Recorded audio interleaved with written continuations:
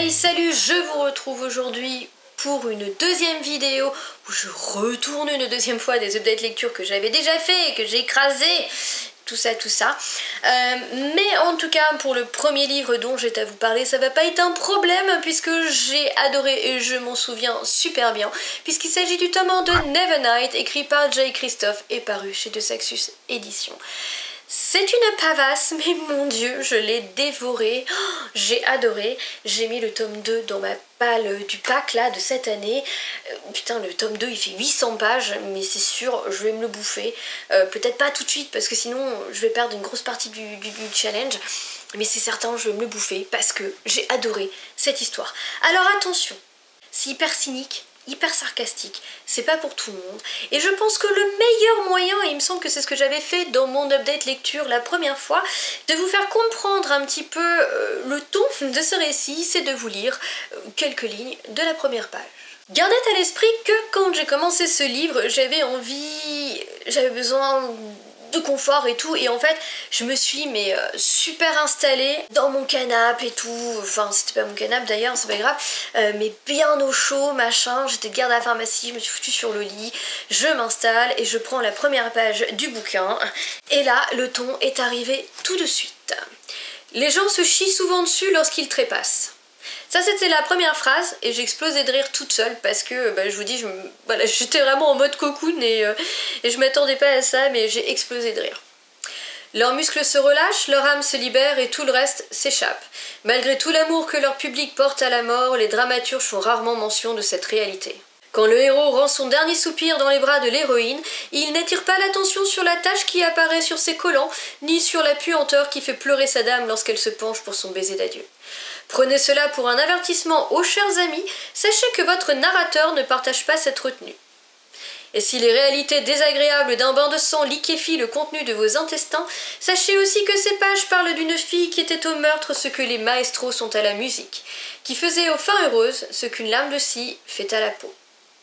Voilà, donc notre narrateur nous met tout de suite dans l'ambiance. On ne sait pas trop qui est narrateur, alors je sais pas, j'ai une ou deux idées, mais je suis pas sûre de moi, et à mon avis, je pense que je vais être très surprise. Ça se trouve, on n'a pas encore rencontré le personnage. Mais voilà, ça vous donne déjà une idée de l'ambiance. Sachez que tout le livre est comme ça, que tous les livres est dans ce cynisme, dans le sarcasme, et que tout le livre, vous en prenez plein la gueule. Les persos, et vous en prenez plein la gueule. Alors, vous attachez pas trop aux personnages, parce qu'ils ont tendance à décaniller les uns après les autres, ou à se trahir les uns après les autres. Donc voilà. Mais je me suis régalée. Donc ici, on est dans un royaume de fantasy et on va rencontrer Mia, qui est la fille d'un noble, mais malheureusement la fille d'un traître. Du coup, son père va être assassiné à cause de cette traîtrise, sa mère et son frère vont être enfermés, et elle va se retrouver comme une pauvre orpheline dans la rue du jour au lendemain. Elle a 10 ans, alors que jusque-là, elle vivait une jeunesse plutôt dorée. Bon, elle va s'en prendre un petit peu plein la gueule, mais elle va quand même essayer de survivre, et elle va rencontrer quelqu'un qui va l'entraîner afin de lui proposer de passer des épreuves pour rentrer à l'église rouge. L'église rouge, c'est l'église de la déesse de la nuit Nia, déesse de la nuit qui est en guerre constante contre son mari, le soleil, qui je crois s'appelle Aa. Mais qu'est-ce que l'église rouge? Eh bien ce n'est ni plus ni moins qu'une école d'apprentis assassins. À l'issue de ces épreuves, 3 destins s'offrent à vous. Le premier, le plus fréquent, vous clamsez en cours de route.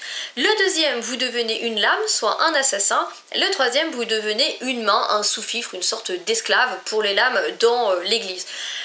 Autant vous dire que vos chances de réussite sociale dans la vie sont quand même limitées. Mais voilà, c'est le but de Mia, c'est de devenir une lame afin de pouvoir venger sa famille, puisque les gens qui ont fait assassiner sa famille ne sont pas sans pouvoir et sont presque du coup inatteignables. Il va donc falloir qu'elle devienne la meilleure d'entre les meilleurs, mais encore va-t-il falloir qu'elle arrive à survivre. Ici, on est vraiment, comme je vous l'ai dit, dans une ambiance sombre, cynique, sarcastique. On a un narrateur qui connaît très bien Mia, mais nous on ne sait pas trop qui il est. Et il faut savoir que il y a énormément d'humour. Alors c'est un humour noir, comme je vous l'ai fait comprendre, je pense. Donc en fait, je pense que c'est le genre de livre, ça passe ou ça casse. C'est sûr que si vous aimez les petits bonbons sucrés, vous n'allez pas du tout accrocher à Nevernight. Si comme moi, l'humour noir ça vous fait mourir de rire, vous allez être complètement accroché. Moi je sais que là le premier doit faire 750 pages ou un truc comme ça et je l'ai dévoré, je n'arrivais pas à le lâcher, je l'ai trouvé totalement extraordinaire. Si vous n'aimez pas le manichéisme, c'est pour vous parce que vos héros sont des apprentis assassins quand même, donc je veux dire c'est l'anti-héros par excellence, il n'y a aucun manichéisme et surtout vous vous faites mener par le bout du nez autant que les autres personnages du livre puisque bien certains personnages en qui vous allez avoir envie d'avoir confiance, il ne faut pas, d'autres il faudra peut-être et d'autres en qui vous n'avez pas confiance, peut-être faudra-t-il leur faire confiance mais dans un premier temps. Bref, je sais pas si vous voyez ce que je veux dire mais il n'y a aucune certitude dans ce livre et ça j'ai adoré parce que vous êtes incapable, mais j'ai bien dit incapable, de savoir où l'auteur va vous mener et je m'en suis pris plein la tête, ça bouge tout le temps, il y a plein de révélations, de retournements de situation, la fin elle est complètement improbable, bref c'est un livre de malade. Donc voilà un roman avec un univers impitoyable mais ô combien abouti et travaillé, des persos qui ont tous leur part d'ombre mais aussi leur part de lumière et un dynamisme de dingue, un humour noir comme je les aime et du coup comme je vous l'ai dit, le tome 2 est dans ma palle du Pumpkin Autumn Challenge parce que niveau ambiance on colle à la perfection, en tout cas ce tome 1, gros coup de cœur. On va partir maintenant dans un roman totalement différent, que j'avais aussi chroniqué mais que je refais.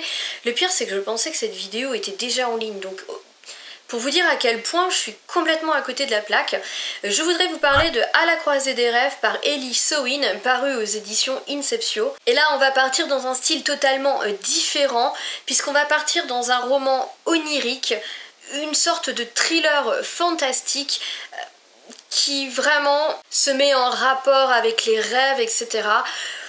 On n'est plus du tout dans le même genre d'ambiance, mais je pense que vous le voyez ne serait-ce qu'à la couverture. Ce que j'ai noté en premier lieu dans ce roman, c'est le côté poétique de la plume, elle est vraiment très belle. Mais là aussi elle est bien maniée parce que elle est pas lourde, ça va pas trop loin et on comprend quand même de quoi on parle, ça se laisse lire, c'est pas imbuvable et ça j'ai apprécié. J'ai apprécié ce côté doux, ce côté onirique que l'on a un petit peu dès le début. Malgré tout, on reste quand même dans une sorte de thriller fantastique si je puis dire. Il y a vraiment pas mal de suspense et du coup c'est un roman qui se lit vite et bien parce que on ne sait pas du tout où on va, donc on laisse l'auteur nous emmener, d'autant que l'auteur nous emmène quelque part où on ne sait pas où, donc ça nous intrigue, le tout mené par une très belle plume et avec un personnage qui est attachant, d'autant plus attachant que c'est un personnage qui a une particularité qui fait qu'elle est rejetée de tous et voilà, l'auteur nous la présente de façon à ce que vous y attachiez à cette jeune femme en réalité. Donc ici on va quand même rencontrer une jeune femme qui a un don. C'est un don assez complexe en rapport avec le rêve, mais une sorte de rêve qui peut, on va dire, s'inviter dans la réalité. Du coup on se retrouve avec un univers avec plusieurs dimensions, on se retrouve avec des facultés de créer des illusions, ce genre de choses.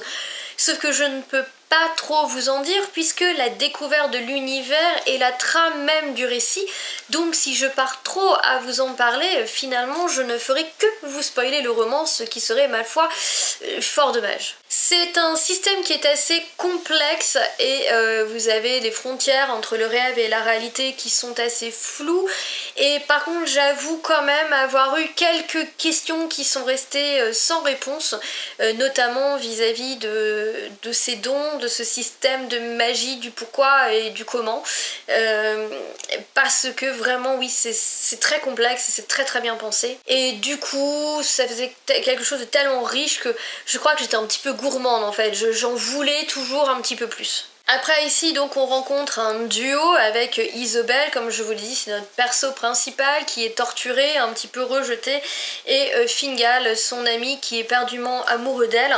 Je dois avouer que l'héroïne m'a énervée parce qu'elle manipule Fingal, elle sait que le jeune homme est amoureux d'elle, qui va faire un petit peu tout et n'importe quoi pour elle et elle en profite et c'est un trait de caractère que j'ai pas aimé chez elle. L'auteur a fait le parti pris de nous offrir un personnage qui avait des défauts importants, mais des défauts qu'elle assume et qu'elle explique. Elle a une raison d'avoir ces défauts, mais j'avoue que son comportement m'a dérangé à plusieurs endroits du récit. Ce qui a rendu le personnage de Fingal encore un petit peu plus intéressant. Il faut vraiment prendre ce livre comme différentes pièces d'un puzzle qui vont s'emboîter les unes dans les autres pour vous donner en fait le schéma final. Schéma que, encore une fois, l'univers il a tellement de potentiel que j'étais gourmande. Je veux dire, il m'en aurait donné plus, j'en aurais pris plus. J'aurais adoré que ce soit un petit peu plus abouti, simplement parce que, pas que ça l'est pas, mais parce que le potentiel est assez extraordinaire. Donc voilà, ici un roman qui a beaucoup de potentiel, qui est très riche, qui est très onirique, que j'ai pris beaucoup de plaisir à lire, malgré quelques questions sans réponse et malgré une partie du caractère d'Isobel que j'ai vraiment pas réussi à accrocher. Enfin, pour le troisième roman de cette update lecture, on rechange encore totalement de genre, puisque j'ai lu Assoiffé de Tracy Wolff, paru chez Pocket Jeunesse, je crois.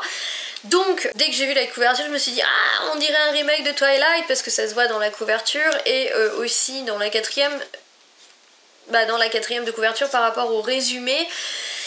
Après, je ne vais pas faire partie de ces gens qui vont vous faire un parallèle entre Assoiffé et Twilight, pour la simple et bonne raison que je n'ai pas lu Twilight, donc je ne peux pas vous faire de comparaison, donc je pense que ce n'est pas plus mal. Au début j'ai hésité, je savais pas trop, est-ce que j'avais envie de découvrir ou pas, machin, et puis en fait quand j'ai vu que vraiment ce parallèle avec Twilight était totalement assumé par l'auteur, je me suis dit allez, pourquoi pas, allons-y, et je me suis donc lancée dans ce premier tome. Alors ici, nous allons rencontrer Grace qui, si je ne dis pas de bêtises, parce que c'était il y a longtemps, encore une fois, je vous refais l'update lecture, a perdu ses parents et va donc se retrouver à déménager de Los Angeles en Alaska chez son oncle dont j'ai oublié le nom, et elle va y retrouver sa cousine Macy. Elle a vraiment pas l'impression d'être la bienvenue dans cette école, puisque en fait son oncle est le directeur d'une école, d'un pensionnat, donc elle va dormir sur place, mais dès qu'elle arrive elle va être rejetée, mais rejetée violemment quoi, pas juste un petit peu. Elle ne comprend pas trop, il n'y a que sa cousine Macy qui vraiment est contente de la revoir, elle ne s'était pas vue depuis qu'elles avaient 5 ans je crois. Et voilà, c'est vraiment la seule qui a l'air contente de la revoir, et donc du coup dès le début elle comprend qu'il y a quelque chose qui ne va pas, mais bon évidemment elle est loin de se douter de ce qui va se passer dans la suite des événements. Alors je ne vais pas vous le cacher, Assoiffé et moi on a eu des débuts plutôt difficiles. Pourquoi? Parce que j'ai trouvé le début très caricatural. En fait je dirais que l'ensemble du bouquin obéit à des codes du genre et ça fait une certaine caricature, mais là vraiment, non seulement c'était caricatural, mais en plus l'ambiance était hyper malsaine, mais vraiment hyper malsaine à un point que j'ai failli arrêter ma lecture en cours de route, et puis je me suis dit allez vas-y continue, tiens bon, essaye encore un petit peu, puis comme ça s'est amélioré au final, je suis arrivée à la fin, mais le début a été compliqué. Même si c'était malsain, même si c'était compliqué, l'autrice a une façon d'écrire, c'est hyper dynamique, c'est hyper court, et du coup ça en devient hyper addictif. Surtout qu'elle vous sème des infos, vous comprenez qu'il y a des trucs qui vont pas, mais elle garde assez d'infos pour elle pour vous donner envie de continuer. Vous voyez ce que je veux dire? Elle arrive vraiment à créer ce suspense qui fait que même si les persos vous gonflent, même si vous trouvez que c'est malsain, vous pouvez pas vous empêcher de continuer. Bon, évidemment, comme je vous ai dit, on parle d'un truc à la Twilight, vous allez retrouver des vampires et d'autres créatures, et notamment Grace va tomber sur le personnage de Jackson, qui ne s'approche jamais de personne, mais qui va craquer pour la belle Grace malgré lui, gna gna gna. Ça vous rappelle toutes les séries du même style, on est en plein dedans. Et c'est pareil, Jackson au début mérite juste 3 balles dans la gueule. Je veux dire, c'est le gros con de service et il participe largement à l'ambiance malsaine du bouquin. Bon, heureusement il va évoluer, mais je vous avoue que y a un moment, enfin, j'étais un peu, ouais, il évolue, il change d'avis du tout au tout sur elle, mais on comprend pas trop parce qu'elle a pas grand chose qui fait que ça lui fasse changer d'avis, donc mais bon, je suppose que ça suit un petit peu la série Twilight, parce que Moi j'ai vu les deux, j'ai pas lu, j'ai vu les 2 premiers films, c'est tout, mais c'est pareil, hein, la Bella en question, un petit peu du mal à comprendre. Mais bref, au moins Edward de base c'était pas le gros connard de service, enfin je crois pas, mais là j'avoue que lui il y était. Après, au fur et à mesure, les persos deviennent attachants, oui, il y a une sorte de triangle amoureux bien évidemment, et Jackson devient plutôt sympa. Et il se passe quand même pas mal de choses, on va dire que Grace se retrouve en danger plus de fois qu'à son tour, ce qui fait que ça a quand même fini par happer mon intérêt entre ça et le suspense que laissait planer l'autrice. Donc en fin de compte, malgré le début malsain, patin couffin, je crois que j'ai lu le bouquin en 24 heures, un truc comme ça. Parce que même la cousine Macy, on voit qu'elle ment, on voit que tout le monde ment, et puis il y a quand même des dangers qui rôdent, etc. Et puis je vous dis, comme c'est très dynamique, plume, dynamique des chapitres courts, bah ouais, malgré moi, je me suis quand même laissée embarquer, et je pense que je lirai la suite afin de la découvrir. Par contre, je ne vais pas vous le cacher, je ne me souviens même pas de la fin de ce tome 1. Vous voyez, c'est pas le genre de roman visuel dont vous avez un super souvenir. Non, j'avoue, je ne me souviens pas de la fin, donc il faudra que je relise un résumé. Donc voilà les amis, j'en ai terminé avec ce nouvel update lecture, j'espère qu'il vous aura plu. Une fois encore, dans l'ensemble, j'ai quand même gardé des souvenirs assez précis, en tout cas de mes impressions de lecture, donc j'ai pu vous retourner ces vidéos sans trop de difficultés, et je crois qu'il m'en reste encore une à tourner, à retourner, et après je pourrai vous faire des inédits, voilà. Enfin, de toutes les manières, ils sont inédits pour vous, mais pas pour moi, quoi, hein, voilà. À toutes et à tous, comme d'hab, je vous souhaite de super lectures, une très belle journée et je vous dis à bientôt. Bye bye.